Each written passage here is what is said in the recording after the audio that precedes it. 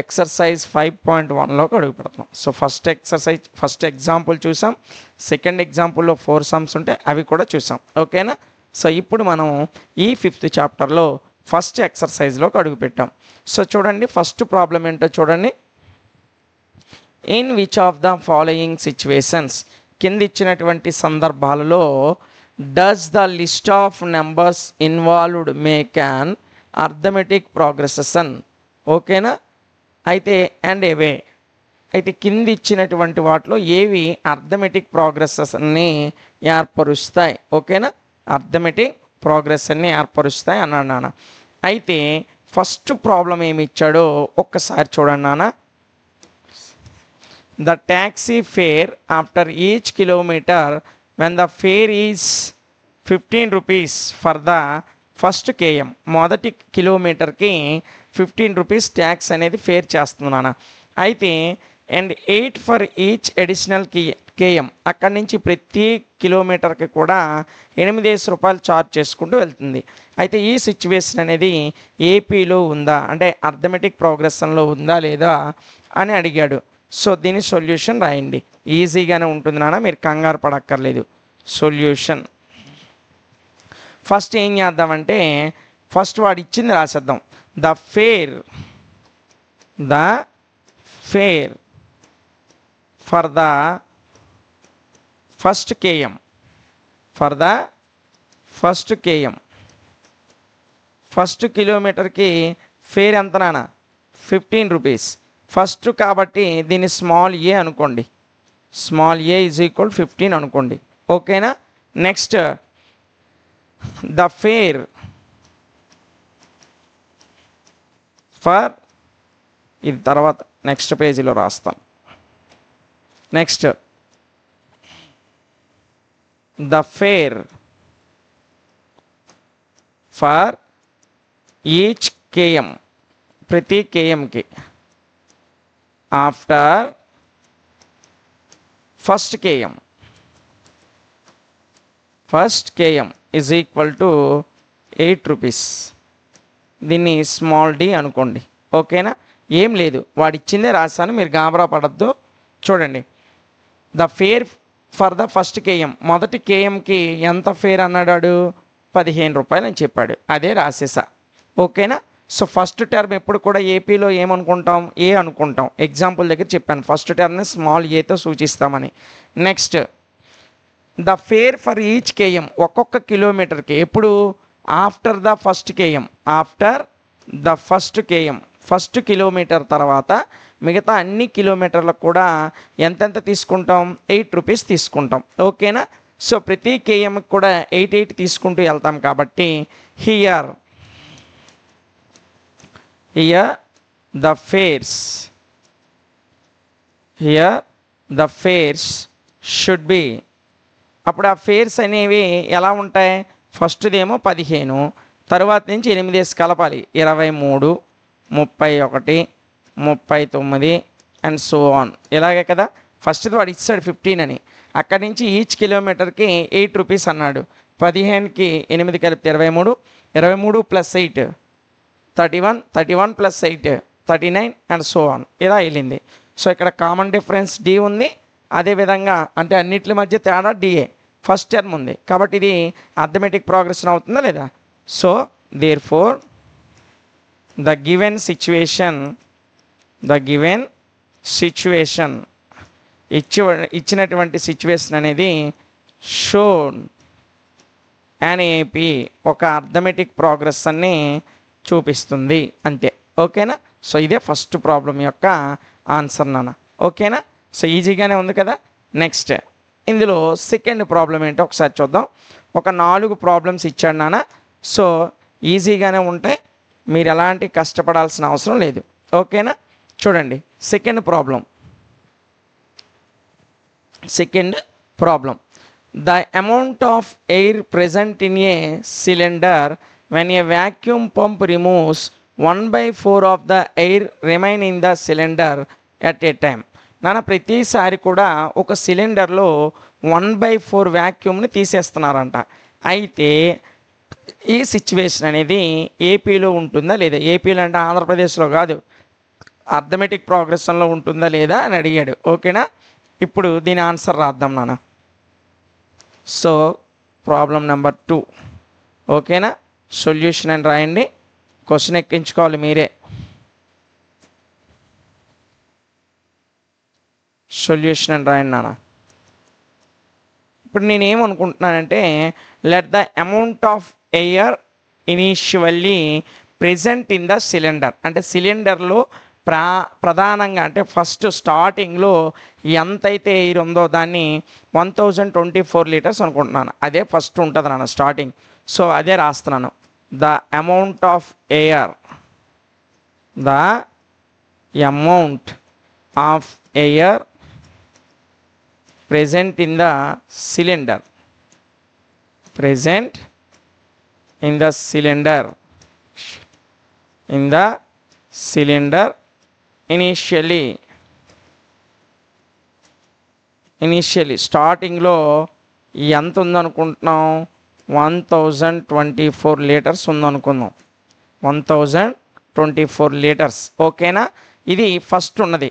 అయితే ఫస్ట్ దాన్ని తగ్గించేటప్పుడు ప్రతిసారి ఎంత తగ్గిస్తున్నాం, 1/4 తగ్గిస్తున్నాం. ఓకేనా, first remove 1/4 of the volume. So first నేను చెప్తున్నాను అన్న, ఫస్ట్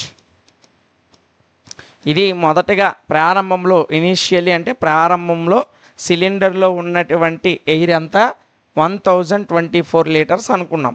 ఓకేనా, లెట్ అంటే అనుకోవడం నాన్న, ఇక్కడ లెట్ అని రాయండి, లెట్. ఓకేనా, సో అనుకున్నాం. ఇప్పుడు first removes 1/4 of the volume. First removes 1/4 of the volume. ప్రతిసారి వాల్యూమ్లో ఎంత తగ్గించేస్తున్నాం, 1/4 తగ్గించాలని చెప్పాడు వాడు లెక్కలో, అంతేనా. సో దట్ ఈజ్ ఐ అంటే దట్ ఈజ్ నాన్న 1/4 తగ్గించాలి కాబట్టి 1/4 ఇంటూ 1024 చేస్తాం నాన్న. సో 4 2s 8, 22, 4 5s 20, 4 6s 24, అంటే 256 లీటర్స్ అనేది రిమూవ్ చేసేయాలి. అంటే 1024లో 256 లీటర్స్ అనేది 1/4 అవుతుంది. ఓకేనా, ఇప్పుడు ఈ 1024లో 256 లీటర్స్ తగ్గించేస్తే ఇంకా ఆ వాల్యూమ్ ఆ యొక్క సిలిండర్లో ఎంత వాల్యూమ్ ఉంటుంది. ఓకేనా, remaining air present in the cylinder అది రాయండి. Remaining, therefore remaining air అంటే ఫస్ట్ 1024 లీటర్స్ ఉందనుకున్నాం, అందులో 1/4 తీసేసాం, రిమూవ్ అంటే తొలగించేసాం. ఇప్పుడు ఎంత ఉంది అందులో, so remaining air present in the cylinder, present in the cylinder. ఇప్పుడు సిలిండర్లో ఉన్నటువంటి అమౌంట్ ఎంత అవుతుంది, సో మొదటగా 1024 ఉండేది, అందులో ఎంత తీసేసాం, 256 తీసేసాం. అంటే ఇంకా ఎంత ఉంటుంది, 256 తీసేస్తే 768 లీటర్స్ ఉంటుంది. కావాలంటే 1024లో 256 తీసి చూడండి, 768 లీటర్స్ ఉంటుంది నాన్న. ఇది మొదటిసారి 1/4 తీసేగా. ఇప్పుడు రెండోసారి మరలా తీసేద్దాం. ఓకేనా, మనకి ఏపీ కావాలంటే కనీసం ఒక 2-3 పదాలు రావాలి, టర్మ్స్ 2-3 టర్మ్స్ రావాలి. ఇప్పుడు second time it's removes 1/4 of the volume. ఓకేనా, ఎట్ సెకండ్ టైం రెండోసారి, at second time removes 1/4 of 768 litres. ఈ 768 లీటర్లలో అంటే 768 లీటర్స్లో 1/4 అనేది రెండోసారి, అంటే ప్రతిసారి తగ్గిస్తున్నాం. మొదటిసారి 1024లో 1/4 తీసేస్తే 256 లీటర్స్ పోయింది. ఇప్పుడు అందులో 768 ఉంది, మరలా అందులో 1/4 తీసేయాలి. So that is 1/4 into 768. ఈ 4తో దీన్ని డివైడ్ చేస్తే 4 1s 4, తర్వాత ఇక్కడ 3 ఉంటుంది, 4 9s 36, 4 1s 4. సో మనకి ఎంత వస్తుందంటే 191 లీటర్స్ వస్తుంది. ఎంత వస్తుంది, 468 నానా, 768 కదా. So 4 1s 4. ఓకేనా, ఇంకా ఇక్కడ 3 మిగులుతుంది. 3 and 6 36, 4 9s are 36, 4 2s are 8. అంటే మొత్తం 768లో 192 లీటర్స్ని తీసేయాలి రెండోసారి. ఓకేనా? ఇప్పుడు therefore remaining air in the cylinder, remaining air in the cylinder, సిలిండర్లో మిగిలి ఉన్నటువంటి ఎయిర్ ఎంత అవుతుంది? 768 నుంచి 192 తీసేయాలి. 768 నుంచి 192 తీస్తే 576 ఎంత నాన్న? 576 లీటర్స్ ఉంటుంది. ఇంకా అందులో ఆ సిలిండర్లో 576 లీటర్స్ ఉంటుంది నాన్న. ఓకేనా? ఇప్పుడు మూడోసారి తీసేద్దాం. At third time removes 1/4 of ఎందులో నుంచి తీసేయాలి? ఈ 576 నుంచి తీసేయాలి. ఓకేనా? So that is 1/4 into 576. So 4 1s are 4, 17, 4 4s are 16, 4 4s are 16. అంటే అందులో నుంచి మరలా 144 లీటర్స్ అనేది పోతుంది. ఓకేనా? So remaining air in the cylinder 3 సార్లు తీసేసాం అంటే మనకు 3 టర్మ్స్ వస్తాయి నాన్న. Remaining air present in the cylinder. ఇంకా సిలిండర్లో ఎంత ఉంది? ప్రెజెంట్ ఇన్ ద సిలిండర్ ఎంత నుంచి తీస్తాం? 576 నుంచి ఎంత తీస్తాం? 144 తీస్తాం. 6 - 4 2, 7 - 4 3, 5 1 4 3. సో అంటే 576 నుంచి 144 లీటర్స్ తీసేస్తే 432 లీటర్స్ వస్తుంది. ఇప్పుడు చూడండి, the volume of the air యొక్క వాల్యూమ్ అనేది చూడండి, ద వాల్యూమ్ ఆఫ్ ఎయిర్ యొక్క వాల్యూమ్. ఇది కొంచెం కష్టంగా ఉంటుంది నాన్న, సింపులే, కాకపోతే కొంచెం ఎక్కువ మ్యాటర్ రాయాలంటే. The volume of air present in the cylinder, సిలిండర్లో ఉన్నటువంటి ఎయిర్ యొక్క volume present in the cylinder. సిలిండర్లో ఉందే కదా ఈ వాల్యూమ్ అంతా. అసలు సిలిండర్లో మొట్టమొదటిసారిగా అంటే ఫస్ట్ టైం సెకండ్ టైం అలా తగ్గించుకుంటూ వస్తున్నాం కదా. సో చూడండి, ఫస్ట్ సెకండ్ థర్డ్ ఇలా తగ్గించుకుంటూ వచ్చాం. ఓకేనా? ఇలా తగ్గించుకుంటూ వస్తే స్టార్టింగ్లో ఎంత ఉంది?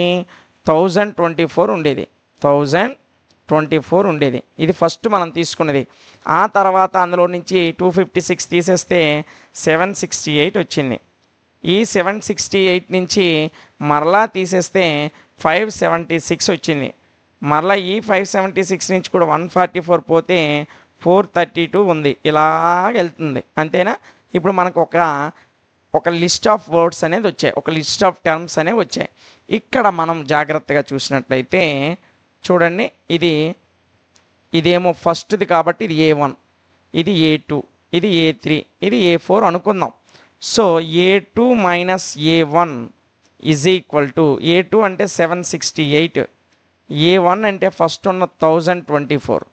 ఈ రెండు ఒక దాంట్లో ఒకటి తీసేస్తే -256 వస్తుంది, -256 వస్తుంది. ఇప్పుడు A3 - A1 చెయ్యండి. A3 - A1, A3 అంటే 576, A2 అంటే 768.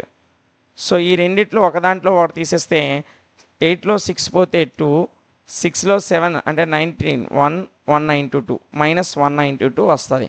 సో ఇక్కడేమో A2 - A1 -256, A3 - A2 నాన్న, A3 - A2 ఏమో -192 వచ్చింది. ఓకేనా?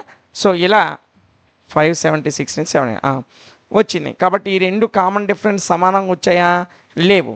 కాబట్టి ఏం రాస్తామంటే హియర్ ఇక్కడ A3 - A2 does not is equal to A2 - A1. Common difference అనేది సమానంగా రాలేదు, ఈక్వల్గా రాలేదు.